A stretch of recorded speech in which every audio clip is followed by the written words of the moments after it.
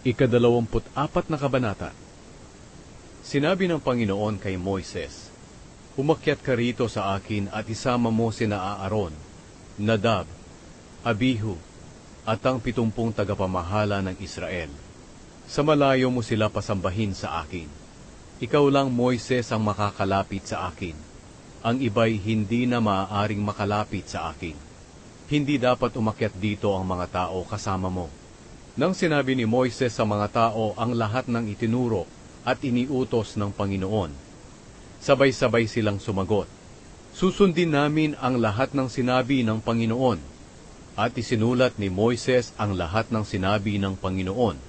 Kinaumagahan, bumangon si Moises at nagpatayo ng altar sa may paanan ng bundok, at naglagay siya ng 12 haliging bato na kumakatawan sa 12 lahi ng Israel. Pagkatapos, inutusan niya ang mga kabataang lalaki na mag-alay sa Panginoon ng mga handog na sinusunog, at mag-alay din ng mga toro bilang handog para sa mabuting relasyon sa Panginoon. Kinuha ni Moises ang kalahati ng dugo at inilagay ito sa mga mangkok, at iwinisik sa altar ang kalahati. Kinuha rin niya ang aklat ng kasunduan at binasa ito sa mga tao. At sumagot ang mga tao, "Susundin namin ang lahat ng sinabi ng Panginoon. Susundin namin siya." Pagkatapos kinuha niya ang dugo sa mga mangkok at iwinisik ito sa mga tao at sinabi, "Ito ang dugo na nagpapatibay sa kasunduan na ginawa ng Panginoon sa inyo nang ibigay niya ang mga utos na ito."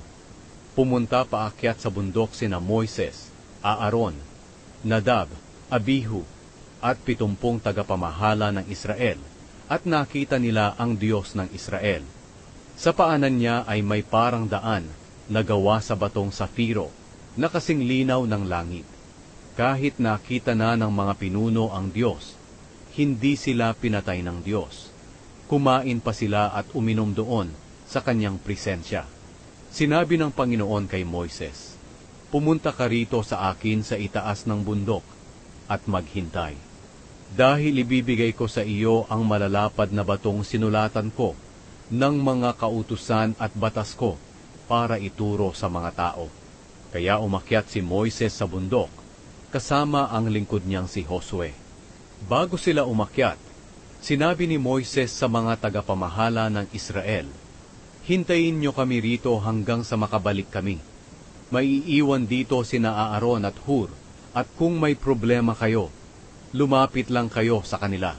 Pagdating ni Moises sa itaas ng bundok, natakpan ng ulap ang bundok, at bumaba ang makapangyarihang presensya ng Panginoon sa bundok ng Sinai.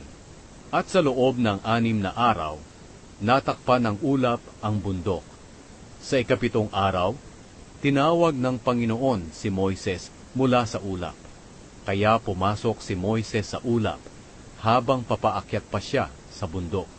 Nagpaiwan siya roon sa loob ng 40 araw at 40 gabi para sa mga Israelitang nasa ibaba.